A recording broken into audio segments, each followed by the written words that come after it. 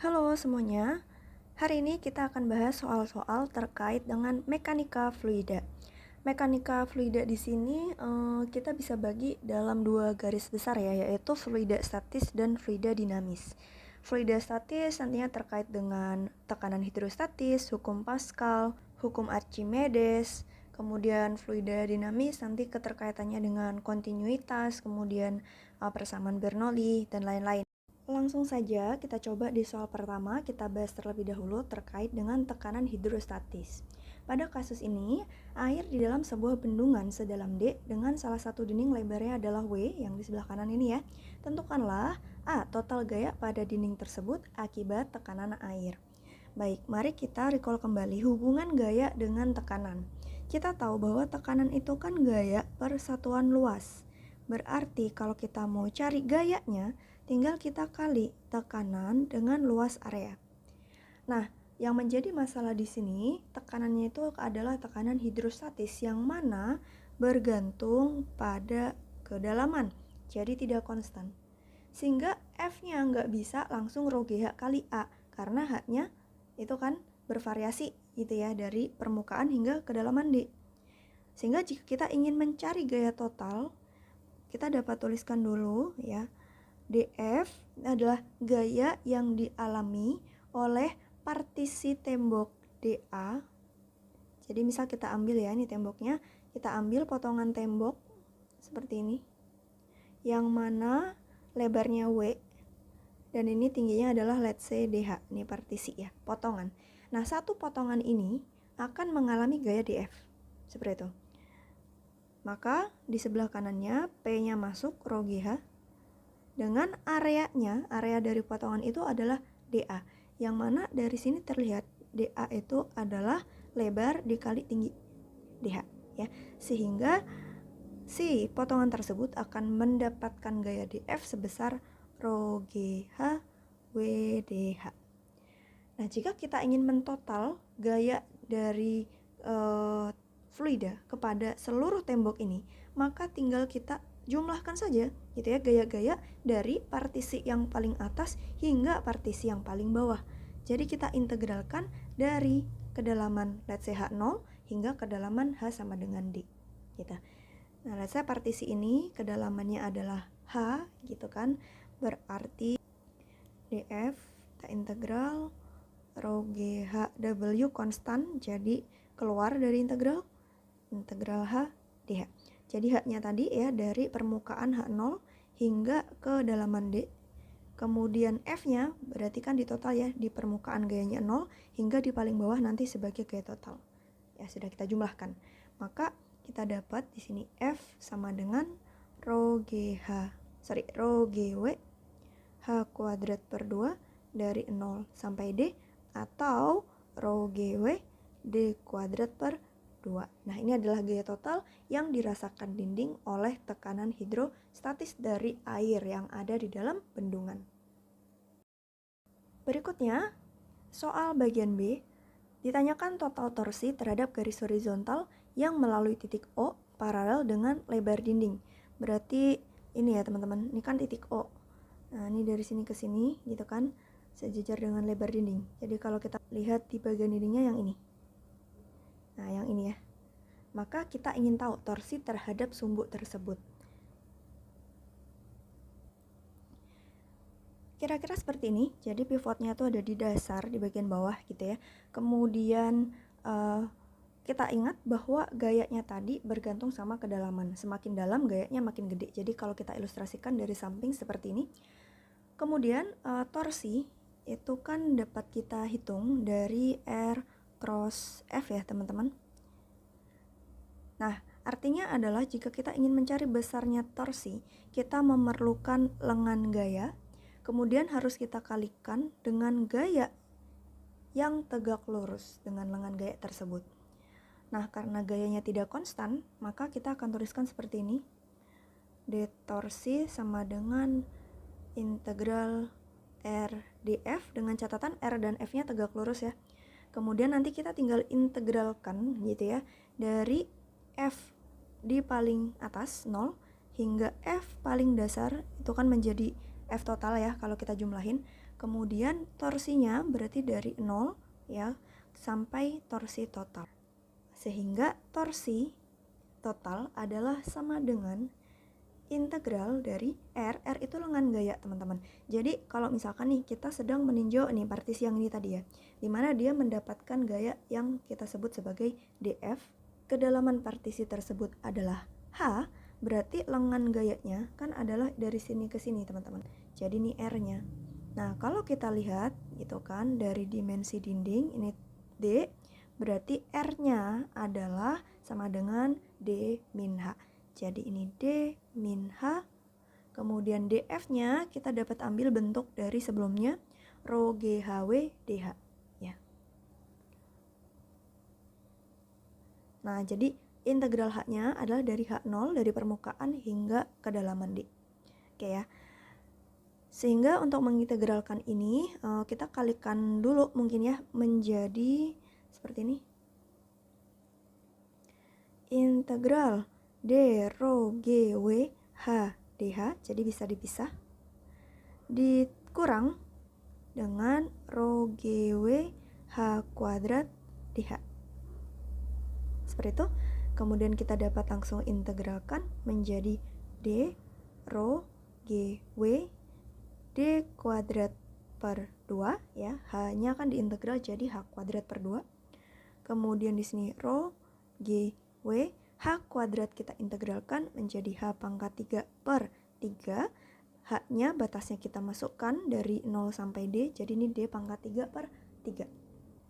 Sehingga apabila kita rapikan persamaannya menjadi Rho GW-nya kita keluarkan, menjadi D pangkat 3 per 2 min D pangkat 3 per 3.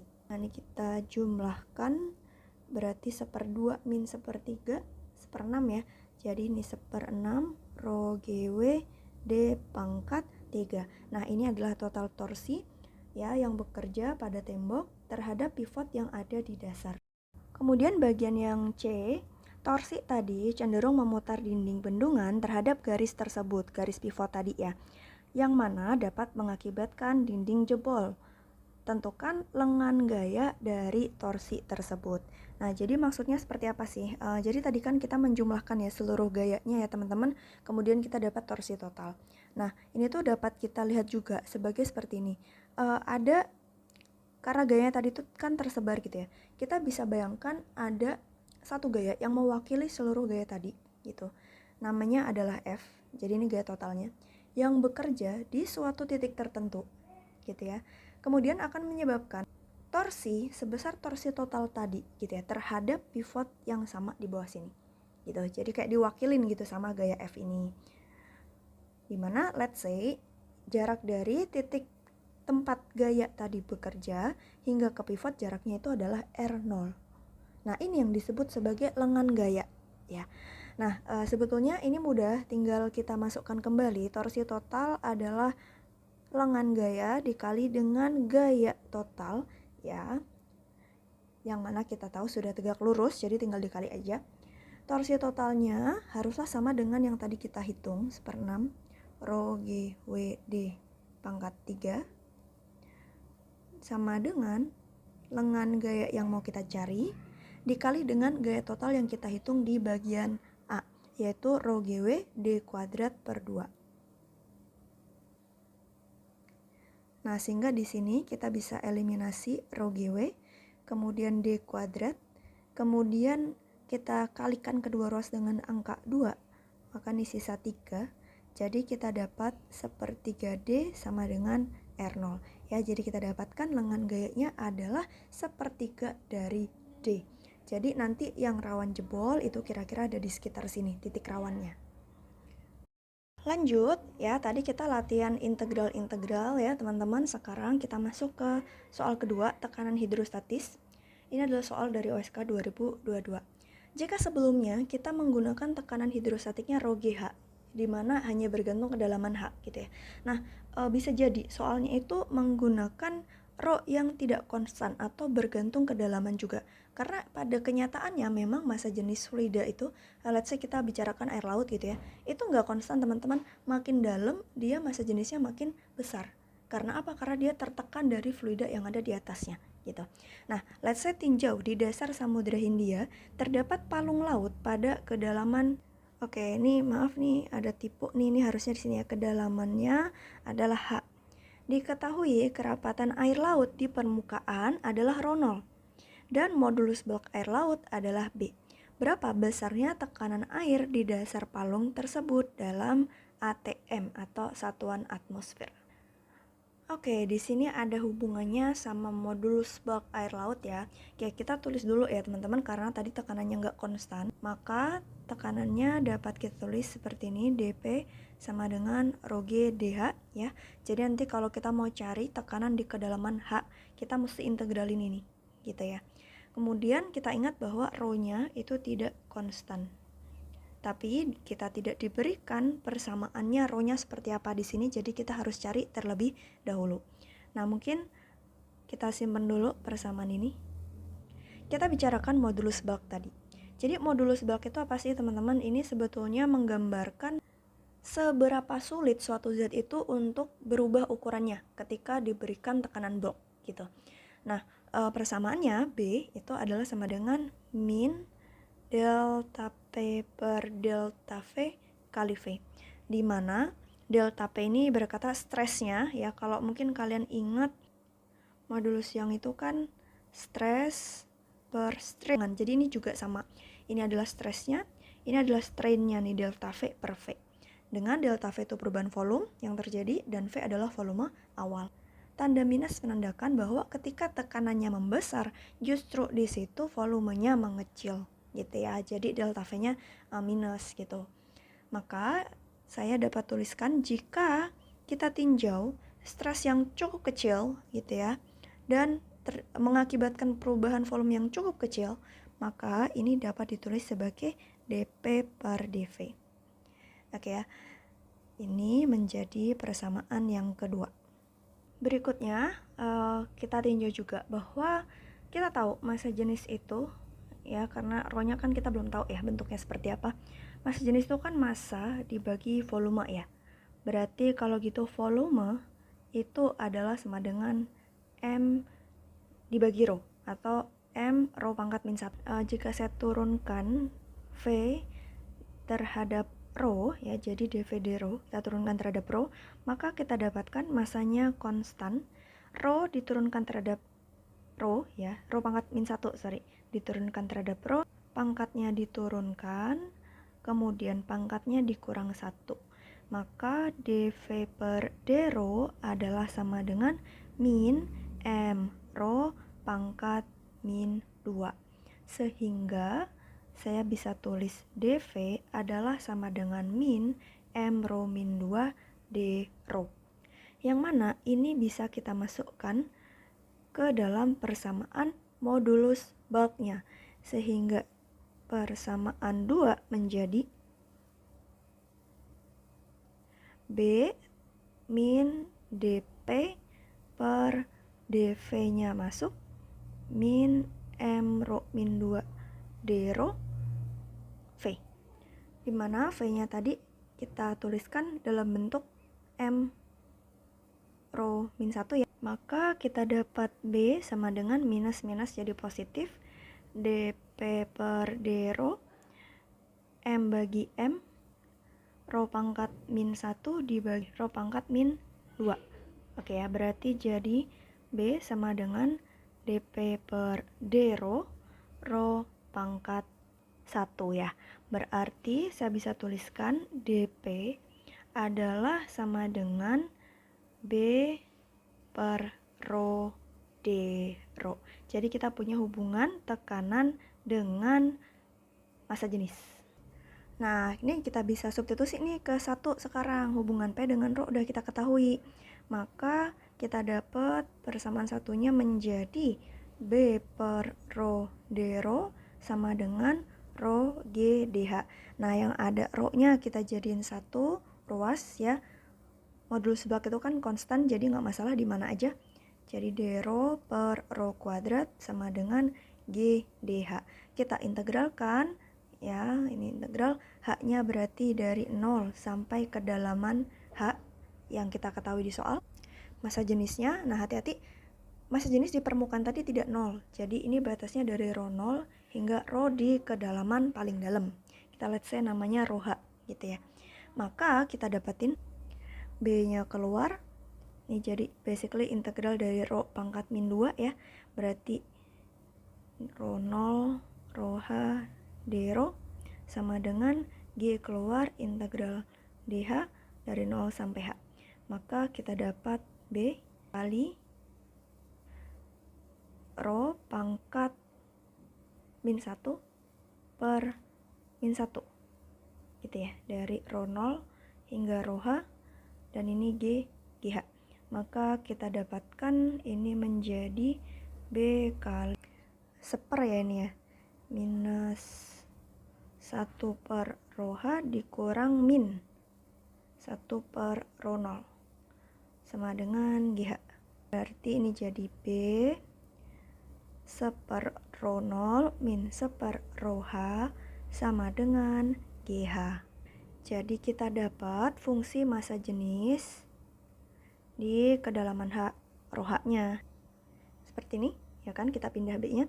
Kemudian berarti 1 per rho H adalah 1 per rho 0 min GH per B. Berarti kalau kita mau cari rho H adalah sama dengan 1 per rho 0 min GH per B. Nah, ini tinggal kita masukin, berarti rho di kedalaman paling dalam yang 11 km tadi adalah berapa? Rho 0-nya kita masukin, H-nya kita masukin, modulus bal kita masukin. Nah, nanti setelah dapat nilainya berapa? Kilogram per meter kubik, kita bisa gunakan untuk mencari tekanan di dasar. Samaan 4 tadi, yang terkait tekanan ya, dP, yang mana B per rho, d rho, tinggal kita integralkan dari tekanan yang ada di permukaan, ya tekanan atmosfer berarti ya. Yang ditanya itu kan tekanan air, artinya itu tekanan total yang dialami air gitu ya. Jadi pertama ada tekanan atmosfer di permukaan, kemudian di kedalaman H ada tekanan total. Nah, kemudian rho-nya di permukaan adalah rho 0, sedangkan di dalam itu adalah tadi rho H ya, di kedalaman H. Maka tekanan di sini kita integralkan menjadi P min P0, kemudian ini menjadi B ln rho H per rho 0, seperti itu. Nanti tinggal dimasukkan nilai rho H dan rho 0-nya, gitu ya. Rho H dapat dari sini, rho 0 dari soal. Maka tekanan di kedalaman H adalah sama dengan tekanan atmosfer ditambah dengan B ln rho H per rho 0. Nah, nanti jawaban ini masih dalam satuan Pascal, teman-teman, sedangkan yang diminta adalah dalam tekanan atmosfer. Nah, teman-teman perlu ingat kembali bahwa 1 atmosfer itu adalah sama dengan 10 pangkat 5 Pascal, gitu ya. Maka nanti untuk mencari nilainya dalam ATM tinggal kita bagi gitu ya dengan 10 pangkat 5 Pascal. Lanjut, soal berikutnya. Maaf, ini mungkin lebih tepatnya bukan tekanan hidrostatik ya, tapi dia terkait dengan hukum Archimedes atau gaya angkat fluida ya. Ini diambil dari buku Pathfinder JEE atau yang Indian Olympiad itu. Kemudian ini dari teori Densing ya. Sebuah cairan berada di dalam wadah dengan massa jenisnya berubah bergantung kedalaman Y dari permukaan dengan fungsi rho sama dengan rho 0 plus KY, di mana rho 0 itu adalah tadi ya massa jenis di permukaan, nilainya 1, kemudian K itu adalah suatu konstanta. Dua bola terhubung dengan tali tak mulur sepanjang L dijatuhkan ke dalam cairan. Volume bola adalah 1 cm kubik dan masanya berbeda ya, satunya 1,2 dan satu lagi 1,4.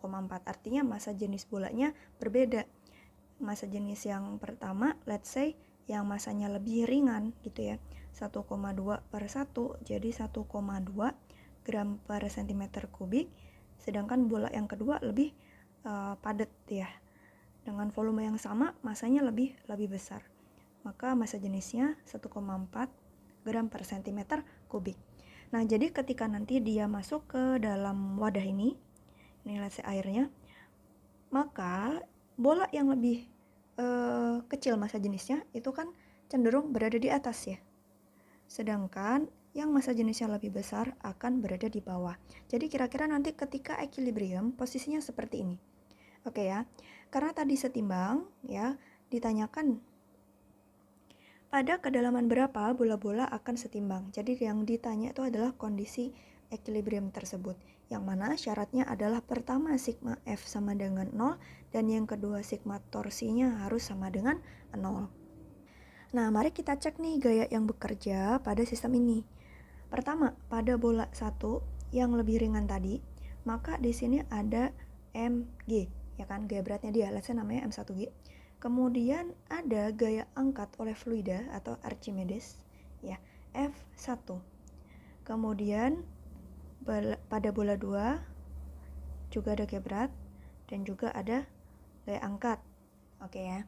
Maka jika kita total, gaya pada sistem kita sigma F-nya adalah sama dengan ke bawah ada M1G, ada M2G, ke atas ada F1, F2, totalnya sama dengan 0.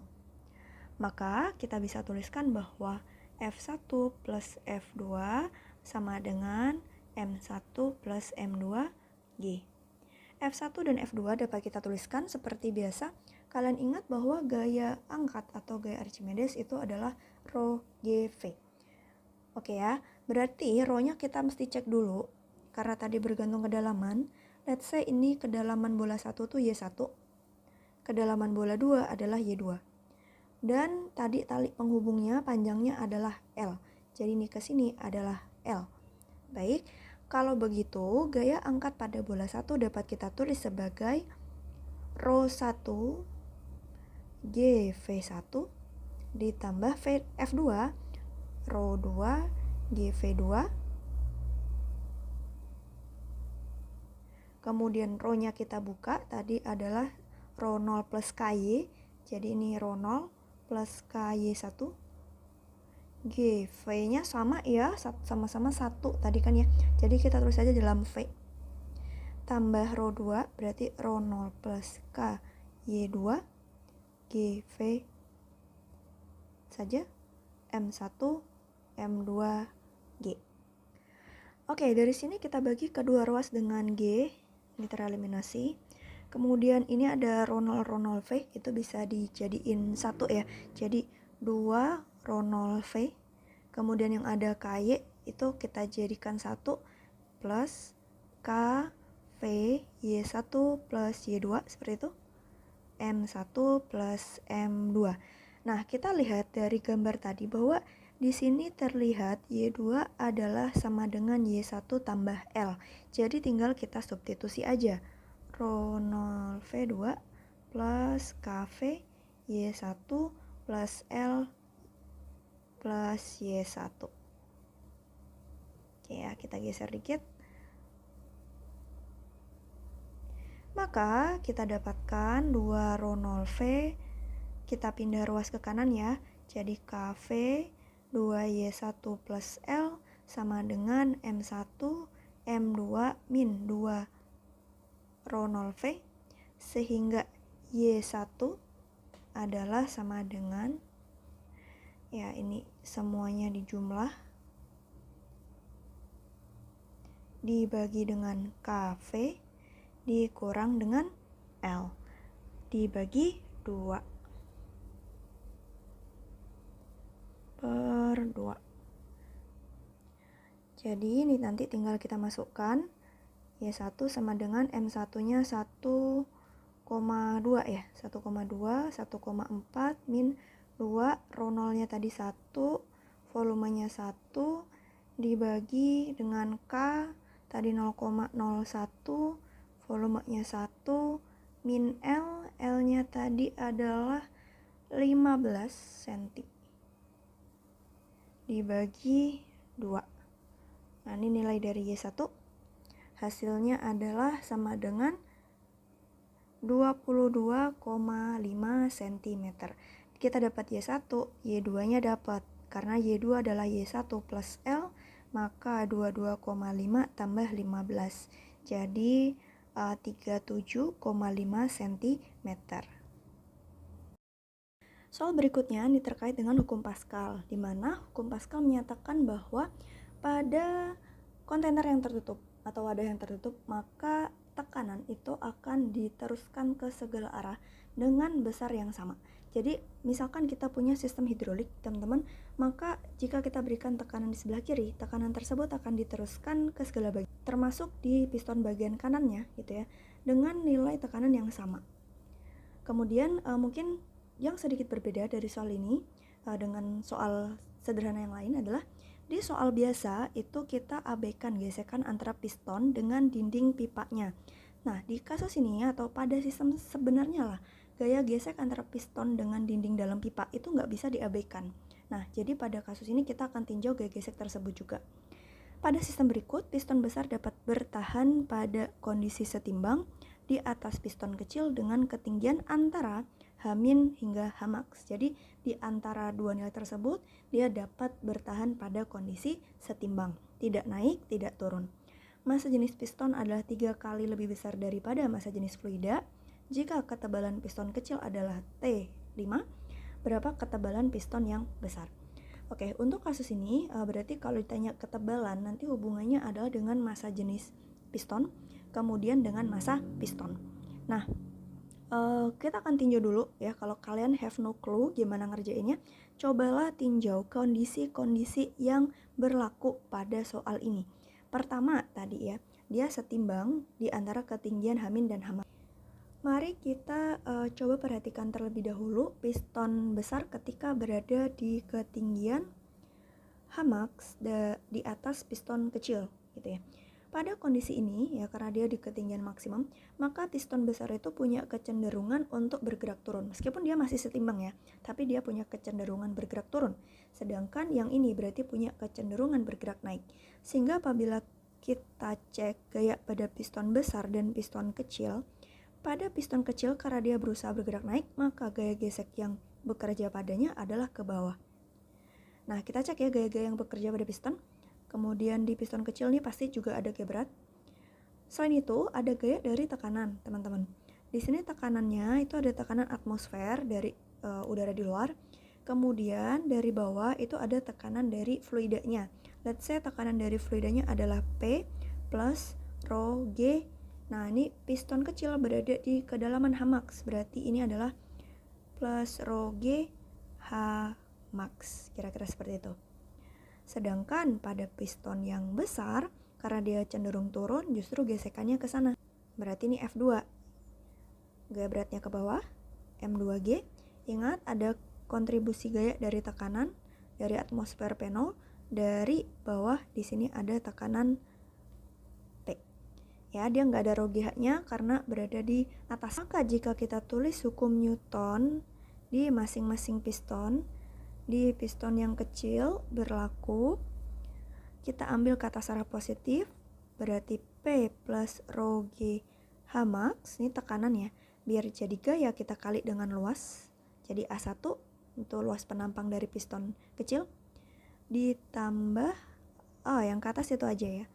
Kemudian yang ke bawah ada P0, ingat kali area dulu, kemudian ada gaya gesek dan gaya berat sama dengan 0. Maka di sini kita dapat P min P0 gitu ya. Saya rearrange, P min P0 ada di sebelah kiri, kemudian kita bagi kedua ruas dengan A1. Maka saya dapat P min P0 adalah sama dengan F1 per A1 plus M1G per A1 min rho GH max.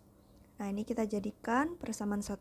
Ini menggambarkan kondisi tadi ketika piston besar di ketinggian Hmax. Kemudian pada piston yang besar, sigma F-nya adalah sama dengan P kali A2.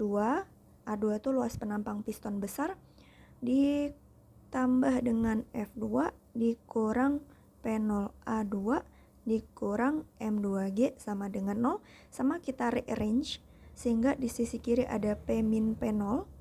Kemudian kita bagi kedua ruas dengan A2, maka tersisa M2G per A2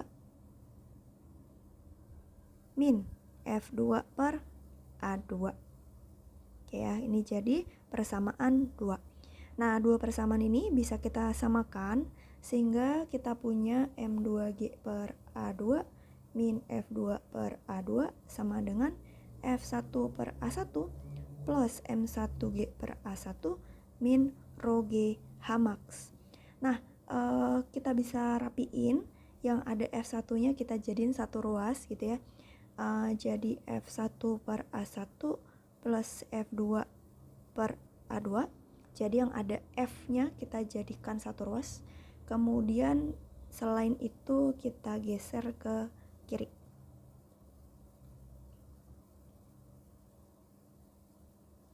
Nah, kira-kira seperti ini ya. Ini kita simpan sebagai persamaan 3. Kemudian kita tinjau juga di kondisi ketika piston besar berada di ketinggian H- di atas piston kecil. Nah, ini jadi tingginya H- ya. Maka di kondisi ini justru sebaliknya, piston besar cenderung bergerak naik atau berusaha bergerak naik, piston kecil berusaha bergerak turun. Sehingga gaya geseknya tinggal dibalik. Pada piston kecil gaya geseknya jadi ke atas. Nah, sisanya sekarang ini ada P0, tekanan dari fluidanya menjadi P ditambah rho G H-. Kemudian pada piston yang besar, gaya geseknya sekarang ke bawah. Gitu ya. Ini ada P0, tekanan dari fluidanya adalah P. Maka jika kita tuliskan persamaan gayanya pada piston kecil terlebih dahulu menjadi sama dengan F1 ke atas dulu ya, rho P plus rho G H min A1 min P0 A1 min M1G sama dengan 0. Kita rearrange seperti tadi, maka kita dapatkan P min P0 adalah sama dengan M1G per A1 min F1 per A1 min rho G H min. Oke ya, ini adalah persamaan 4.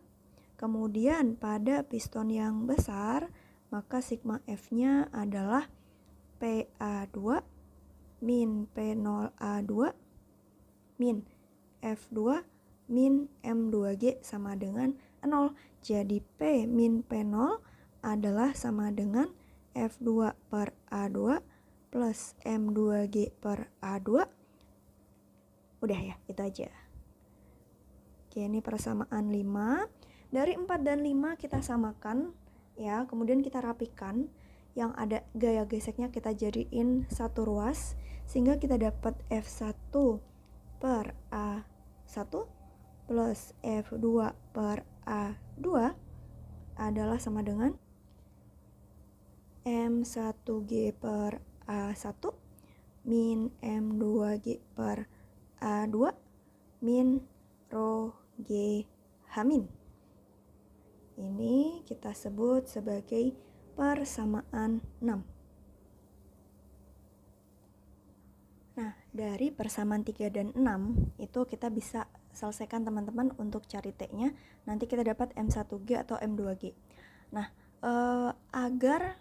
karena gaya geseknya kan kita nggak tahu, jadi kita harus menghilangkan bagian yang ada gaya geseknya. Salah satu caranya adalah dengan mungkin ini kita ubah dulu bentuknya persamaan 3. Jadi dibalik aja sih. Nah, kita bisa kurangkan persamaan 3 dengan persamaan 6 agar si F1 F2-nya itu bisa hilang.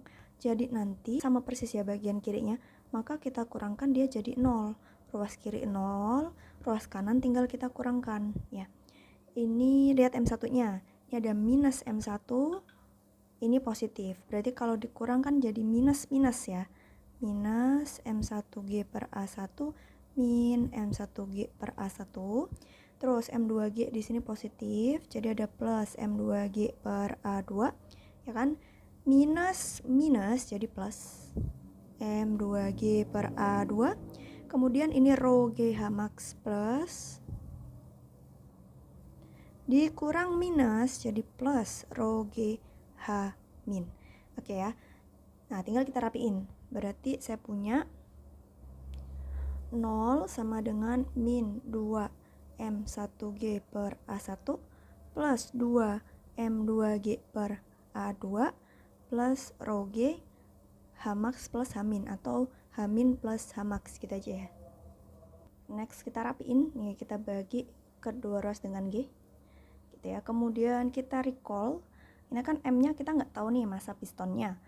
Kemudian tadi ditanya ketebalan. Kemudian di sini ada luas area, berarti ada hubungannya nih. Nah, kita ketahui dari soal bahwa massa jenis piston itu adalah eta kali massa jenis dari fluida, yaitu rho. Kemudian massa jenis piston itu kan berarti massa piston per volume piston. Di mana volume kalau bentuknya kan seperti ini ya, let's say. Seperti silinder. Ini areanya adalah A, terus ini ketebalannya adalah Y gitu ya. Maka kita punya di sini A kali Y. Oke ya, berarti bagian M per A itu dapat kita ganti jadi eta rho kali Y, ketebalan dari masing-masing piston. Jadi persamaan ini dapat kita ubah menjadi min 2M1-nya berarti adalah eta rho, ketebalan dari piston 1 adalah T kecil. M2 per A2 ganti jadi eta rho, ketebalan dari piston yang besar adalah let's say namanya T besar gitu ya. Ditambah rho Hmin plus Hmax. Nah, ini bagi kedua ruas dengan rho, jadi kita nggak perlu tahu massa jenis fluidanya berapa. Kita udah bisa dapat T ya.